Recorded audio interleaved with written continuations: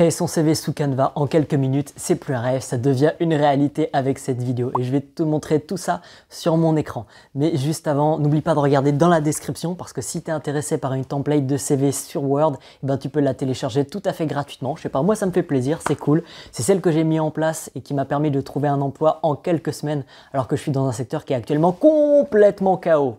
Allez, c'est parti. Bon allez. Deuxième fois que je fais cette vidéo là. Et oui, que veux-tu, problème de son.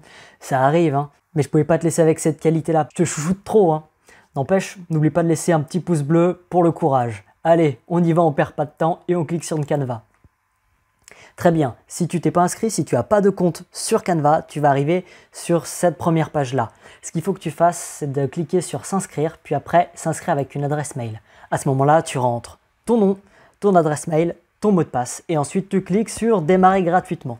À ce moment-là, on va te demander si c'est pour un usage professionnel ou personnel. Vu que c'est pour faire un CV, je pense que tu peux sélectionner pour un usage personnel. Moi, j'ai déjà mon compte, donc je vais me connecter et puis on se retrouve juste après. A few moments later. Ok, alors c'est parti. Tu devrais arriver sur une première page qui ressemble à peu près à ça. Je te laisserai visiter ça tout seul, hein. Et puis nous, on va commencer par créer notre CV. Alors soit tu cliques ici dans la barre de recherche CV, soit tu survoles modèle et tu cliques sur CV, ce qui est strictement équivalent. Ok, alors maintenant on arrive sur cette page-là et tu vois qu'il y a différents modèles de CV. Sauf que moi, ce que je t'avais dit, c'est qu'on aimerait avoir une template qui est gratuite. Le souci, on ne sait pas laquelle est gratuite et laquelle est payante. Là, on ne peut pas voir. Ce qu'il faut faire, c'est qu'en fait, il faut que tu cliques sur créer un CV vierge. Ensuite, tu arrives sur l'outil de création de CV. Il y a tous les CV qui s'affichent ici. Regarde, par exemple, utilisé récemment, pour vous, CV pro, CV moderne, en fait, c'est vraiment par catégorie. Et si je scrolle même un petit peu plus en bas, tu vas voir par exemple que là, tu as même des CV académiques, CV de graphisme ou CV universitaire. Donc, va jeter un œil. Franchement, tu peux peut-être correspondre à ces catégories-là et tu auras donc un CV quasiment tout fait pour toi. Mais moi, je ne vais pas me casser la tête et je vais prendre un CV professionnel, le premier qui m'est suggéré ici. Et regarde d'ailleurs, là, il y a marqué gratuit. Donc, c'est super, c'est ce qu'on cherche. Et justement, les templates qui ne sont pas gratuites, en fait, il n'y a rien d'affiché. Regarde par exemple celle d'à côté. Il n'y a pas marqué. Donc, survole bien les CV et regarde celui où il y a marqué gratuit. Quand il te plaît, tu le sélectionnes. Et donc, moi, je vais prendre à peu près celui-là. Mais avant de le remplir, déjà, on regarde sur la gauche, sur les différents menus. Tu as l'onglet importation. Très important, ça permet d'importer tes photos, notamment ta photo de profil, ça peut être très cool. Moi, je les ai déjà importées parce que, comme je te l'ai dit, et oui, je l'ai déjà fait une fois. Mais donc, tu vas voir, tu cliques sur importer des médias, ensuite appareil, et ensuite, tu n'as plus qu'à rentrer le chemin qui te mène jusqu'à ta photo, et c'est bon, le tour est joué. Ensuite, photos. Alors là, les photos, c'est tout simplement Canva qui met à ta disposition différentes photos que tu peux mettre soit dans ton CV, mais principalement plus dans d'autres rendus graphiques, que ce soit des affiches, des cartes de visite, bon, peu importe. Et donc là, tu as la barre de recherche et tu peux regarder les photos qui t'intéressent. Également, attention, survole bien les photos. Il y en a qui sont gratuits et d'autres qui sont payants. Mais sans plus attendre, on passe à l'onglet éléments. Alors là, l'onglet éléments, il est hyper important pour un CV. Tout simplement parce que ça te permet d'ajouter des icônes. Et oui, regarde par exemple ici, moi je veux un icône de mail. Alors je tape mail dans la barre de recherche, je lance. Et là, voilà, impeccable. J'ai plein de mails et que je peux utiliser gratuitement. Donc, j'aurai plus qu'à les cliquer et ils vont automatiquement venir sur le CV. Donc, très important, cet onglet-là. Ensuite, il y a l'onglet texte. Alors, personnellement, l'onglet texte pour un CV, moi, je m'en suis jamais servi. Mais on ne sait jamais, donc je te le propose quand même. Il faut savoir qu'il existe, mais je ne pense pas que tu vas vraiment l'utiliser. Si tu utilises déjà les 3 ou 4 onglets que je viens de te présenter, c'est impeccable. Et les onglets suivants, je ne les ai jamais utilisés, donc je ne vais pas te les présenter. Fais un tour si tu es curieux, mais sinon, allez, on passe à la suite. C'est parti, on va remplir le CV. Alors, je vais déjà zoomer.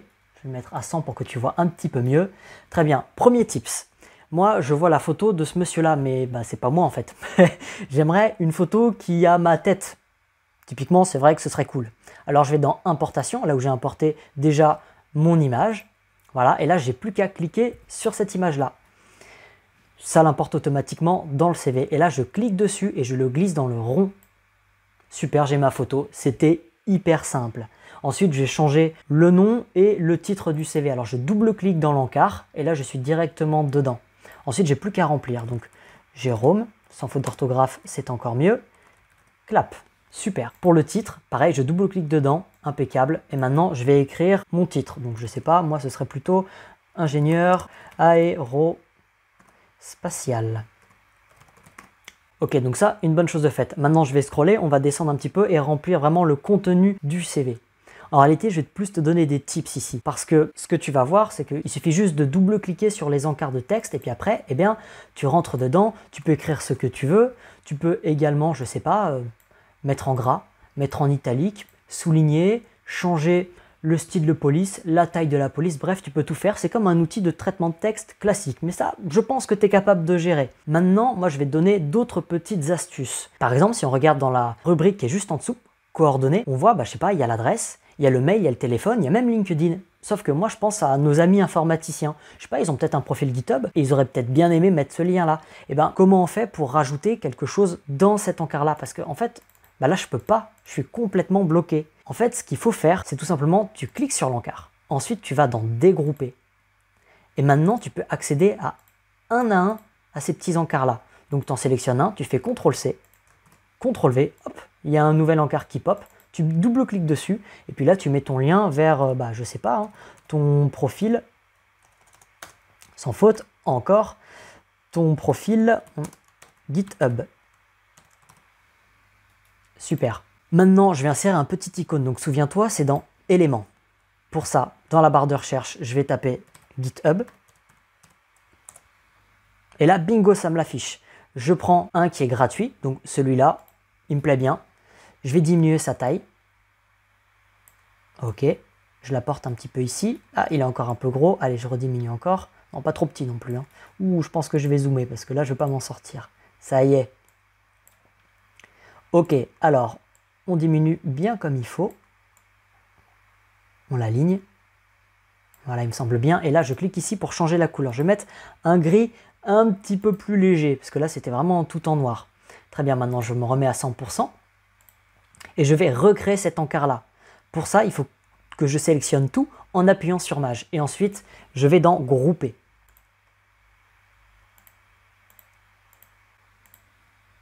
Super. Et là, maintenant, j'ai un nouvel encart qui est complètement solidaire, tu vois. Super. Donc ça, c'était le premier tips. Le deuxième tips qu'il fallait que je te parle, ici, tu vois, tu as l'encart qui est profil personnel. Et moi, je t'en avais parlé, mais je ne suis pas très fan de ce type d'encart-là. L'encart que je mets en général, c'est mes motivations. Et si jamais tu n'as pas vu la vidéo, eh ben, clique sur le lien qui s'affiche. Ce que je fais pour modifier le profil personnel, déjà, je double-clique ici et puis je vais le changer. Je vais changer le nom, je vais mettre mes motivations. Ou motivation, tout simplement. Allez, motivation. Très bien, je sélectionne tout, CTRL A, et ensuite je viens ici parce qu'il y a trop d'espacement. Tu vois ici, 370, je vais mettre, je sais pas, 150.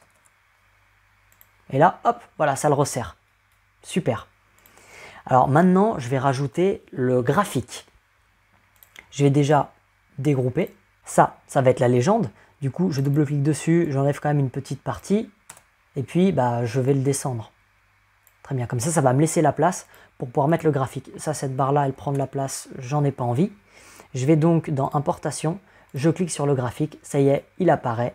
Et ensuite, je le diminue. Impeccable, donc là, j'ai le graphique, il est à peu près à la bonne taille, ça me plaît. Pour pouvoir correspondre à la légende que je vais mettre juste en bas, déjà, je vais mettre des petites bulles avec 1, 2, 3, 4. Direction, élément. Et ensuite, tu vois que ici, par exemple, il y a marqué ligne. Et ça, c'est à peu près ce qui m'intéresse. Donc, on va voir un petit peu ce qu'il y a plus en profondeur. Je tape donc ligne, je lance la recherche. Très bien. Je scrolle un peu et hop, là, bingo, c'est exactement ce que je cherchais. Donc, je clique, je diminue. Voilà, et maintenant, je vais diminuer sa taille également. Super, là, ça me plaît bien. Je vais le placer. Hop, je fais une petite rotation. Maintenant, je reste dans éléments et je vais directement dans forme, ici. Je fais un seul clic, ça l'importe directement. Je diminue à nouveau sa taille. Voilà, et je le mets par-dessus. Super. Maintenant, je vais afficher dans la petite bulle le chiffre 1. Donc pour ça, je prends un encart texte, je fais CTRL-C, CTRL-V, voilà, je le fais popper. Je double-clique, j'appuie sur 1, super. Je diminue un petit peu. CTRL-A, et puis je vais le mettre en blanc, celui-là. Donc je clique sur la couleur blanche. Ensuite, je le mets par-dessus.